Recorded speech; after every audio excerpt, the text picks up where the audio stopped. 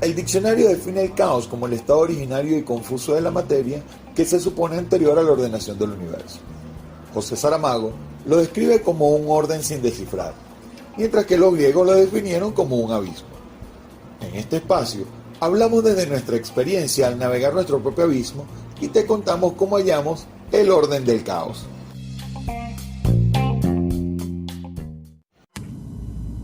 Hola, Víctor. Hola, Chiqui, ¿cómo estás?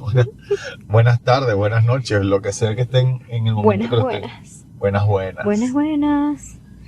Bienvenidos nuevamente a otro episodio de El Orden del Caos. El Orden del Caos. Hoy tenemos un tema, aquí es totalmente improvisado. Sí, estamos improvisando. Pero es totalmente improvisado, aquí no hay ni siquiera un esquema pensado de cómo hacerlo. Porque estábamos conversando y dijimos, bueno, ¿y si lo hacemos así? Porque el tema de hoy, ¿cómo se llama? ¿Qué te dirías? ¿Y qué te dirías? Lo pensamos por eso, por ese pasado tuyo, ese pasado o esa persona que fuiste en el pasado que al día de hoy no eres, porque bueno, como hemos hablado en otros episodios, la gente cambia, la gente se modifica, la gente evoluciona, pero al final tu pasado no te define. No. Pero ciertamente marca tu experiencia, marca lo que tú has vivido, ¿no? Claro, pero creo que a veces es como que somos muy duros con nosotros mismos en el presente. Ajá. Y nos decimos cosas como que es que si yo hubiese hecho esto, yo hubiese actuado de tal manera, a lo mejor hubiese obtenido los resultados diferentes a los que obtuve. Y te reprochas tantas cosas, o sea, te reprochas y te recriminas tantas cosas, y eres tan duro contigo. Claro, a veces nos hablamos muy feo. Y yo creo que eso es una de las principales, de las principales cosas que evitan que tú dejes crecer tu amor propio y tu autoestima. O sea, que tú te juzgas, o sea, independientemente de que los demás puedan pensar lo que quieran y te juzguen o no, pero bueno, al final tú no vives de los demás. Y que creo que también en las diferentes etapas de la vida como que tenemos ciertas expectativas sobre nosotros mismos. Exactamente. Que lo conversamos en algún capítulo. Ajá. Pero que es como que no siempre esas expectativas te pertenecen. A veces es del entorno, a veces son aprendidas, X. O a veces incluso son las expectativas que ponen nuestros padres o nuestra familia sobre nosotros mismos. Ajá. Y cuando llegas a una edad posterior es como que, bueno, y si hubiese hecho esto, a lo mejor lo hubiese hecho diferente. No, pero es que adicionalmente... No es nada más que piensas que si lo hubiese hecho diferente, que habría pasado, sino que aparte te reclamas. Claro. O sea, porque, bueno, los que han tenido la suerte de rectificar y de en cada crisis ir modificando, o sea, en cada etapa de crisis ir modificando las cosas que le pasan, los que han tenido esa suerte, pues bueno, van entendiendo cuál es su crecimiento y que obviamente ya no puedes hacer nada contra el pasado. Pero los que no se han dado cuenta o los que no lo han vivido, te reprochas y te quedas viviendo en ese tú del pasado y te haces unos reclamos terribles que no te dejan avanzar. Porque además entonces lo que veníamos diciendo, tu pasado no te define, pero cuando tú no lo haces así, tú te defines sobre la base de tus experiencias pasadas. Claro. Y te reclamas de eso. Y es muy duro. Es muy duro. Yo creo que, por ejemplo, la Yesenia de ahora o la Chiqui de ahora, lo primero que se diría, o si hay algo que quiero recordarle siempre a la Chiqui de antes, y que esta frase estoy segura que me la voy a tener que recordar en otro momento, es que no siempre puedo con todo, y eso está bien. Esa, no lo había pensado. Sí, sabes que sí, porque siempre he sentido como que tengo la obligación de poder con todo, de hacerlo bien, de destacar. Claro. Y a veces no puedo. O sea, a veces realmente no puedo y no me permito tampoco sentarme y decir, oye, de verdad no puedo sola con esto. O no quiero poder sola con esto. O sea, quiero apoyo para esto. Y creo que, bueno, tú que me conoces, por ejemplo, soy muy exigente conmigo misma. Señores, les cuento una cosa. Es terrible, aquí, ¿verdad? ¿Cuántas veces hemos grabado el mismo capítulo? Porque soy muy exigente conmigo Porque no se nos oye la voz bien. Yo creo, porque tosimos. Si fuera un poco más exigente, o sea, si fuera un poco así exigente con los demás, quizás fuera diferente. pero es conmigo misma, ese nivel de exigencia es conmigo misma, y creo que si bien me ha servido de escalón para hacer las cosas, muchas cosas buenas como la maternidad, en la universidad, en muchas cosas, también me he sentido muy presionada por mí misma. Entonces creo que le diría a la chiqui del pasado, no tienes que poder con todo y eso está bien. No siempre puedes con todo y está bien.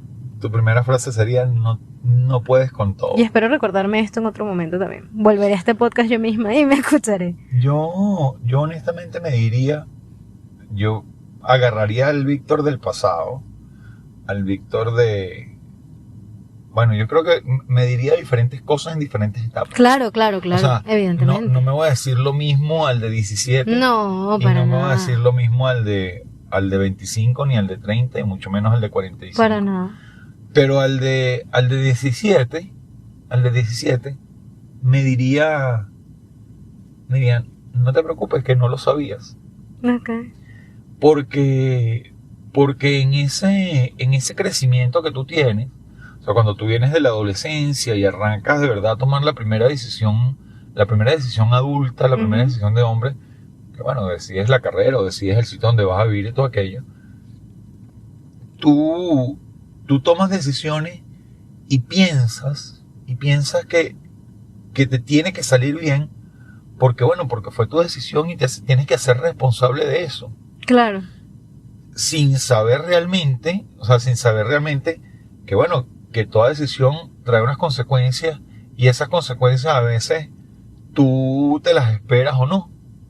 Claro, y que desconoces a Y lo que las mejor, desconoces, sí. o sea, no lo sabías, entonces te sorprende y vas sobre la marcha y tú dices, bueno, ya va, ¿qué puedo hacer hoy en día cuando tienes 17, cuando tienes 40 y pico? Dice, tenía 17, ¿cómo podía yo saber que esta decisión de vida me iba a traer estas consecuencias? Claro. Por ejemplo, el hecho de los estudios, por decirte algo, cuando tú tienes esa energía y quieres salir a hacer una serie de cosas, tal, tú tomas decisiones y te vas, o sea, te disfrutas, o sea, porque al final el ímpetu de la juventud te lo exige.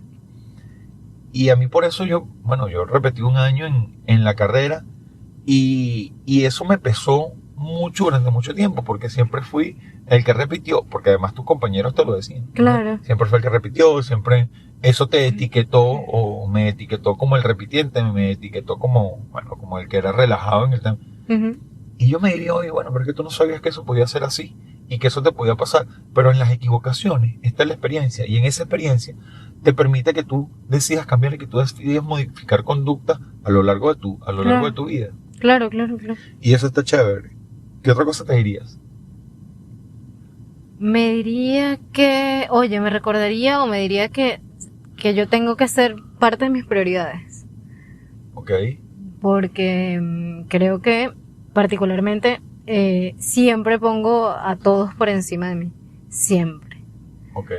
O a todos los que yo considero que han de estar, por ejemplo, mi familia, ya cuando me convertí en madre, siempre mi hija. Y no estoy diciendo que esto esté mal. Lo que quiero decir es que uno también tiene que ser parte de sus prioridades. Por supuesto. Entonces, si bien tus hijos, tu familia, tu mamá o papá, pero tú también tienes que ser parte de esa lista. Y me pasaba mucho, todavía me pasa con 32, que mi mamá me lo dice, pero piensa en ti, haz esto para ti, deja de, no sé, de venir tan lejos a traerme algo a mí. Oye, anda y tómate un café y pasa el rato tú. Y es como, eso me cuesta mucho. Y creo que esto también sería de esas frases que volvería en algún momento en el futuro a escuchar otra vez este episodio y me lo tendría que recordar, y espero haberlo entendido y haberlo fijado, porque no es que no lo tenga presente, pero no lo fijo. Okay. Y eso me ha causado innumerables golpes a través de la vida, pero bueno. De lo que llevas. De lo que llevo 32. Pero siempre se puede cambiar. Sí, siempre de hecho, se puede. hicimos un capítulo de eso. Sí, no, claro está. Ojo, y cada vez que lo hago presente otra vez, me vuelvo a poner arriba, pero me voy dando cuenta que voy bajándole, ¿sabes? Me voy dando enter, y voy poniendo otra vez por encima. Tienes que visualizarlo. Sí, pero me ha servido entenderlo porque lo tengo presente. Lo que tengo es que hacerlo consciente y fijarlo, pero sí, le diría a la chiquilla antes eso. Sabes que yo pienso que o sea, ¿qué me diría? Yo iría a la siguiente etapa y me iría a la etapa de los 25, 28, de los 28 hasta los 30 y tantos. Yo, si pudiera, no es nada más lo que me diría, porque yo creo que no es nada más una voz que tú debes soltarle a ese del pasado, que lo haces en tu conciencia, sino que tú tienes que hacerlo físico.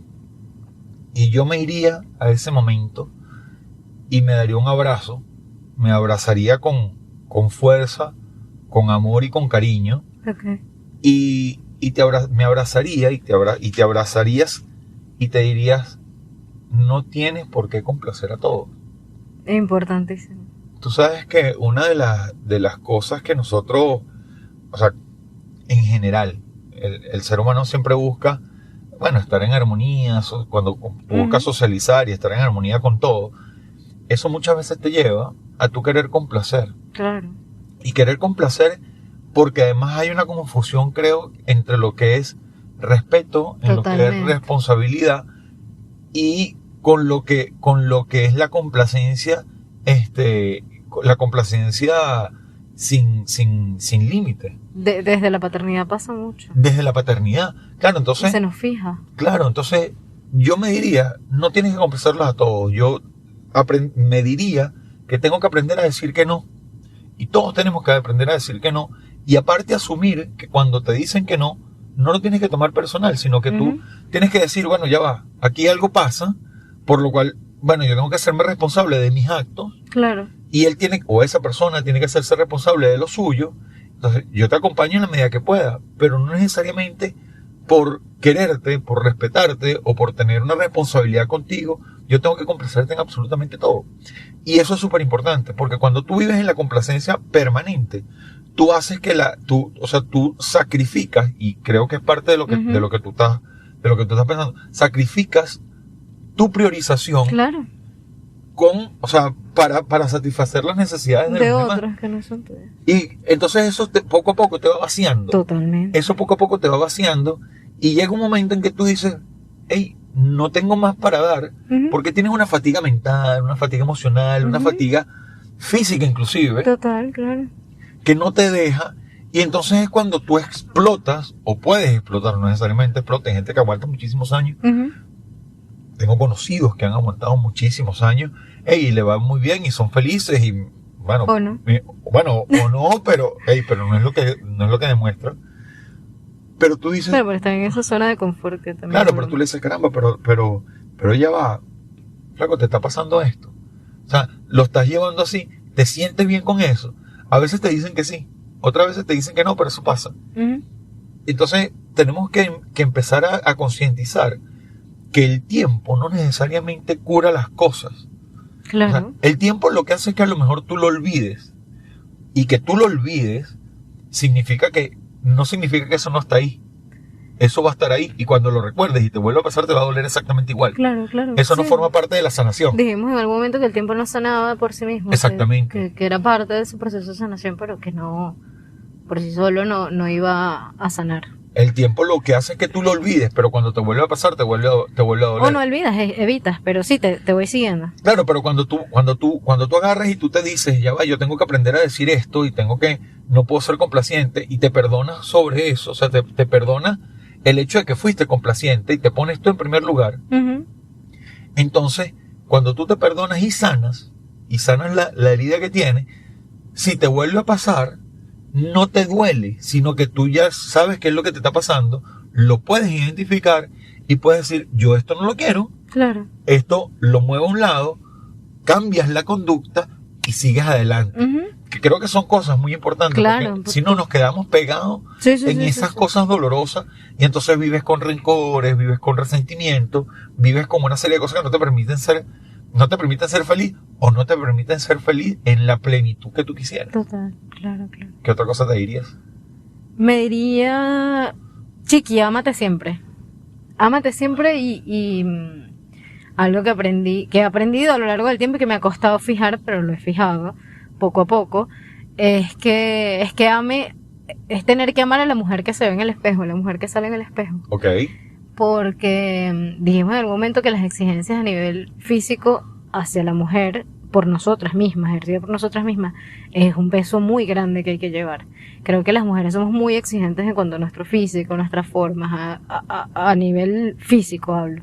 Y creo que a lo largo del tiempo me costó entender eso, y no sé si intentando complacer a los demás, o intentando entrar en esos cánones a lo mejor de belleza, me encontraba como que no me hallaba, ¿sabes? Okay. Y atravesé etapas bien duras por eso. Entonces creo que me diría que me amara siempre. De hecho, hasta hace no mucho, me teñí el cabello de infinidad de colores, todos. Sí, llevé el cabello rosado, naranja, verde, azul, morado, cantidad de colores.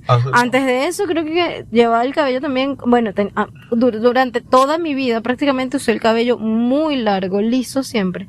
Y era como que bueno, era lo bonito, era lo que quizás pensaba y me hacía saber mi familia, por ejemplo, que era lo que a los hombres les llamaba la atención. Y yo decía, pero es que yo no estoy buscando llamar la atención de los hombres, yo quiero ser yo mismo porque a mí me gusta. Y me gustaba llevar el cabello largo. Y comencé como en una medio rebeldía de hacer todo lo contrario. Entonces me cortaba el cabello, me lo tenía más claro. Y era como, yo quiero gustarme yo misma, no para alguien más. Y recientemente que llevé el cabello corto, me lo puse más claro primero, y fue como que era totalmente fuera de mi zona de confort, porque no lo había hecho antes. ¿Te gustaste? Y comencé a enamorarme de mí misma, y eso está muy rico.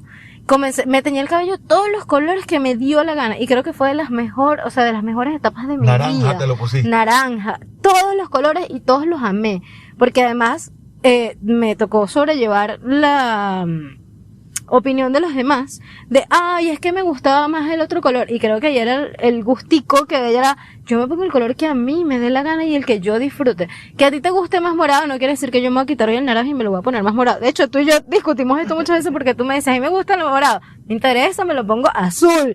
¿Qué me gusta el morado? Me lo pongo verde, del color que yo quería. Y creo que era un poco llevándome a mí al extremo, para salirme. Todo lo que estábamos alrededor apostábamos a los colores y cuál se te veía mejor. Claro, total.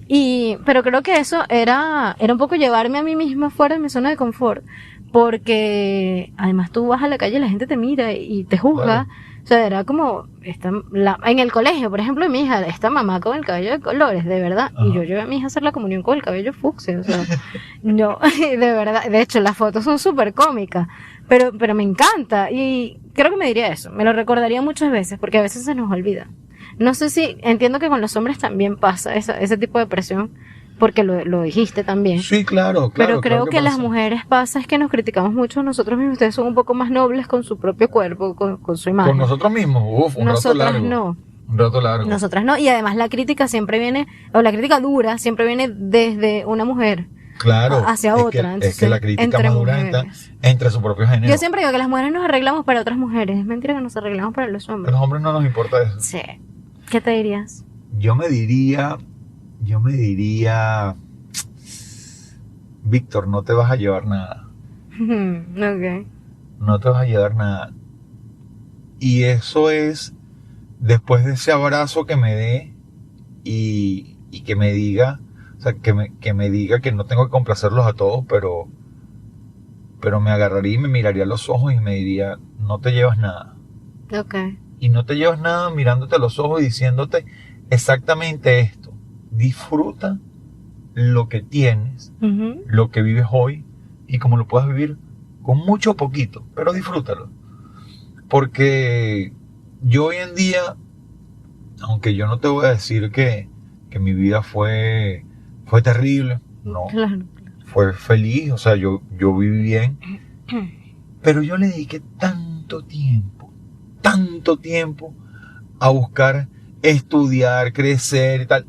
Además con el fin económico. Sí, bueno, dijimos eso, que había una etapa en la cual uno se enfocaba precisamente en la estabilidad económica y que era bien agotador. Es súper agotador porque además, o sea, con un fin económico, pero además inducido, o sea, no propio. Claro. O sea, no era que yo decía, por ejemplo, yo tenía 3 pares de zapatos, que era lo que siempre utilizaba.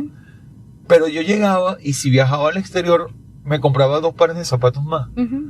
¿Para qué? Tú hiciste un comentario así en uno de los episodios que era como que conseguías un carro, pero entonces luego querías uno mejor aún y trabajabas para eso y como que siempre estabas en esa... Siempre estás en esa búsqueda. Y al final no te llevas nada. Claro. O sea, no, lo único que tú te llevas son tus experiencias, es a la gente que conoce, es los cuentos de la gente que conoce.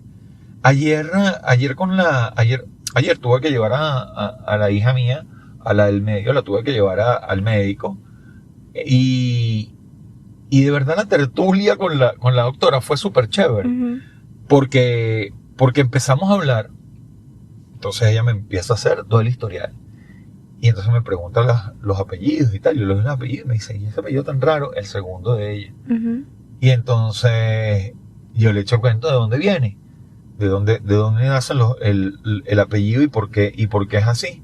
Y entonces me dice que ella conoce una persona con el mismo apellido de la hija mía. Yo le digo, todos vienen de un tronco común. O sea, y le he hecho la historia de dónde viene el apellido, que es además un apellido traducido.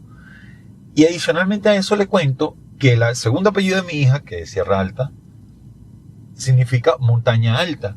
Pero mi segundo apellido, en chino, o sea, que es de donde viene, significa montaña grande, que es lo mismo. Entonces digo, no hay coincidencias y tal. Y entonces me dice, no, de verdad que no hay coincidencia. Y esa interacción con la doctora, donde la doctora se interesó en la historia, claro, más allá de la historia clínica de la paciente, sino la historia de la vivencia de ella, mía, y de dónde venía todo, fue súper, súper agradable. Y estuvo muy, ¿cómo lo pudiera decir? Estuvo muy amena. Porque ella me contó 2 o 3 historias también de ella, muy simpáticas.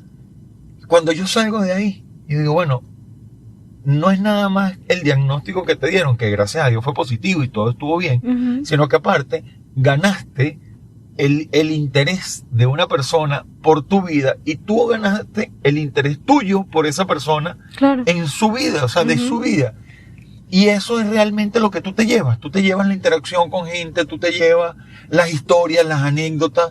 Y bueno, y así pasa con gente que conoces en la calle, gente que te presentan, o simplemente gente que cae en tu vida por X o por Y, por trabajo, por lo que sea. Interésate en la gente, interésate en la persona. Más que en el tema material. Más que en el tema material. Y eso, yo hoy en día me diría al Víctor del pasado, conociste tanta gente y muchos de ellos pasaron y tú no sabes qué siguió siendo de ellos ni cuál era su realidad. Claro, estabas enfocado en otra cosa. Estás enfocado en otra cosa totalmente distinta. Sí. Ey, y gente que me conoció en ese momento se interesaron en mí y me los he conseguido y me han dicho, hola, ¿te acuerdas que cuando yo estaba en tal sitio, o cuando estábamos en el teatro, que yo era consultor jurídico del teatro, ¿te acuerdas cuando en el teatro hicimos tal cosa? Y de verdad, yo no me acuerdo. Sí, porque es que pasamos mucho tiempo en esa carrera económica. Es una carrera económica y profesional. Y olvídate, lo que te queda es la gente. O sea, no estamos diciendo como que no hay que estudiar ni no hay que tener expectativas. No es que seas conformista. No, sino que realmente le invertimos muchísimo tiempo en esa búsqueda de estabilidad económica que no siempre es suficiente porque como que cuando llegas acá, no hay un tope, siempre necesitas más o quieres más. Es que incluso cuando tú llegas a una estabilidad económica, tú dices, necesito otra cosa. Por eso, sí. Y realmente no lo necesitas. No hay un techo para eso. No hay un techo. O sea, necesito un carro de X cantidad y con X características. No, bueno, pero es que el que viene es mejor. Y eso lo único que hace es que te da la falsa idea y la falsa impresión de que tú estás en un mejor estatus. Sí, que estás en un mejor estatus. Y no es verdad. Es así.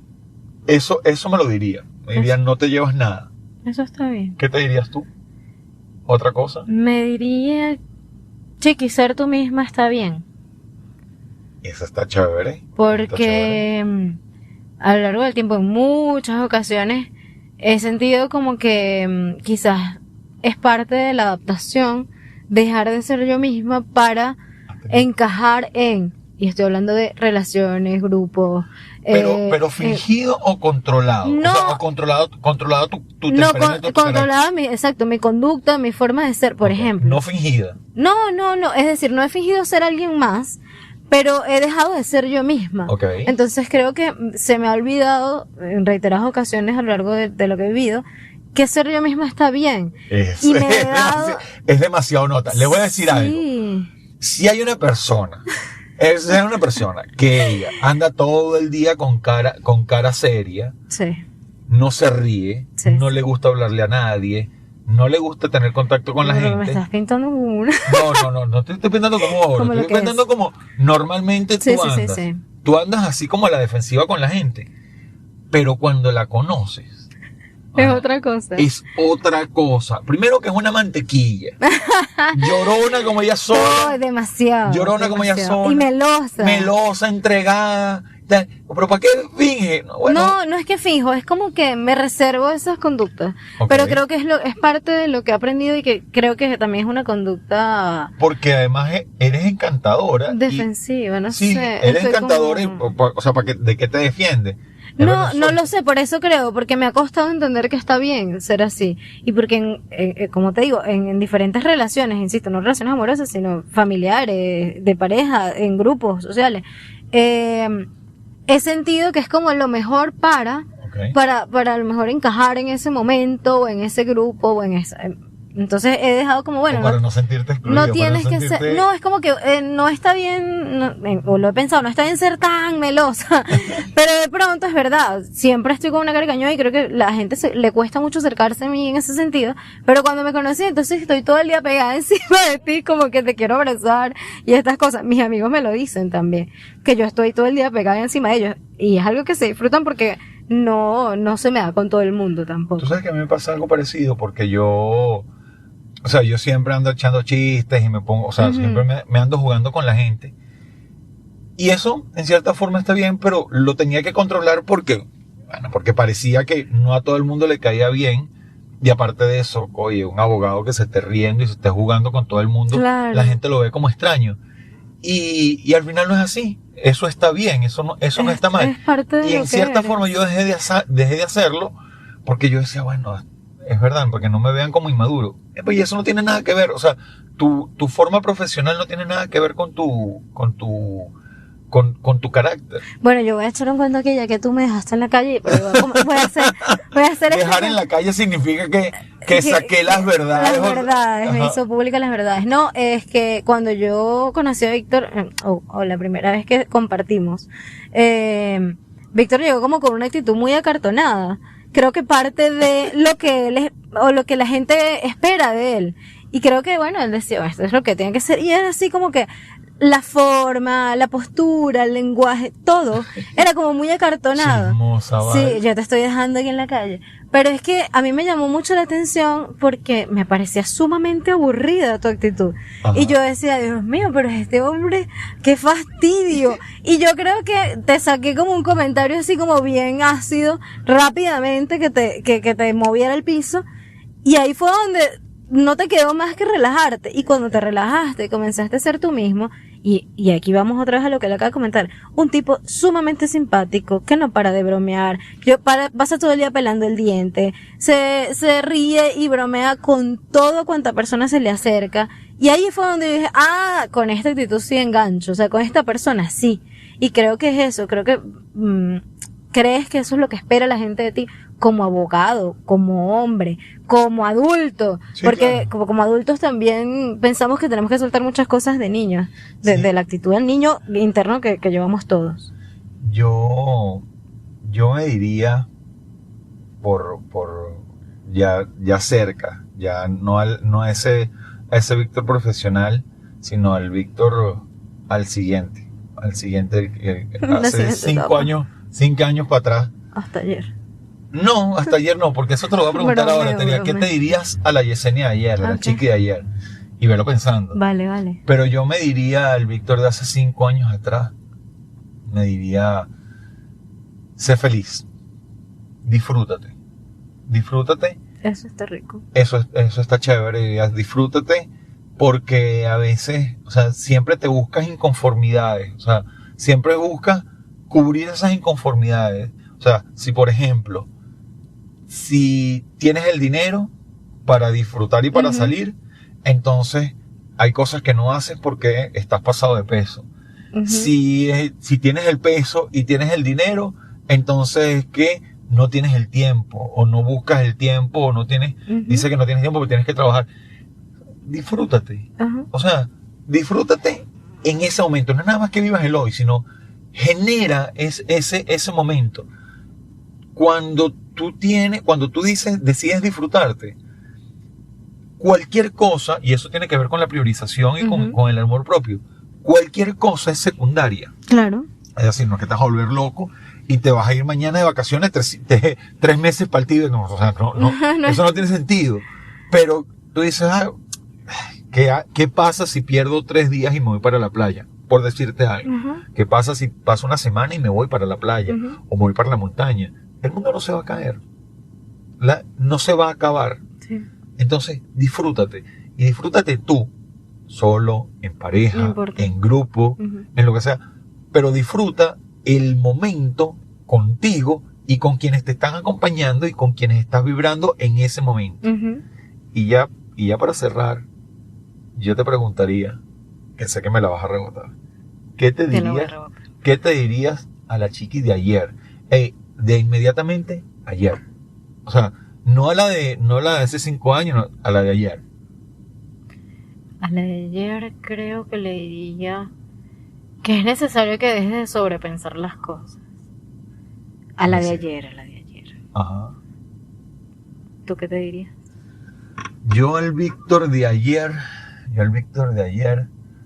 diría,